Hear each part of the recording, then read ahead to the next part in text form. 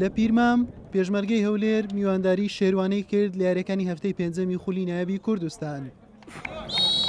نەوزە ساڵحی ناوبژوان فیکەی دەستپێکی یاریەکەی لێدا. پێشمەرگەی هەولێری خاوەن ماڵ لە کۆنتڕۆڵکردنی تۆپ باڵە دەست بوو، بەڵام کەمترین هێرشی لێوە بەرهەم هات. لە بەرامبەردا شێروانەی میوان زوو دەرفەتی هێرشیان بۆ ڕێک دەکەوت، بەڵام لەبەر پەلەپەلی یاریزانانی بە ئاسانی لە دەستیان دەدا. سەیف جەمیلی گۆڵپارێزیانەی پێشمەرگەی هەولێر خەریک بوو گۆڵێک بکاتە دیاری یانە کەلاریەکە، بەڵام دەستپێکی هێرشێکی نوێی ڕاگەیاندوو. شەعبان مەحموود گۆڵی پێشکەوتنی پێشمەرگەی هەولێری پێتۆمار کرد لە خولەکی یەکەمی کاتی زیادکراوی نیوەی یەکەم.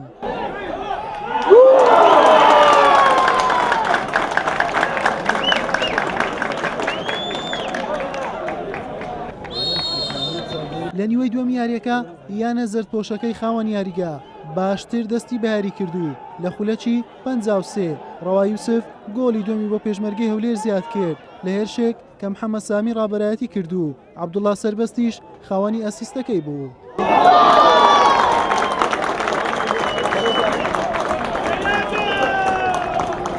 لەگەڵ ئەوەی شێروانە زۆر هەوڵیدا بۆ ئەوەی بگەڕێتەوە بۆ ئەنجامی یاریەکە، بەڵام نەیدەتوانی بە ئاسانی بگاتە نێو هێڵی سزای پێشمەرگەی هەولێر.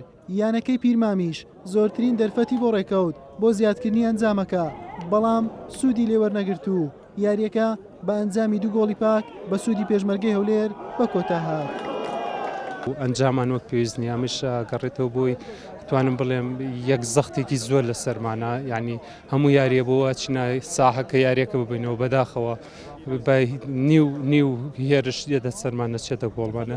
ئێمە تۆپی زۆر لەوە ئاسانترمان بۆ تێ گۆڵی پێناگەین.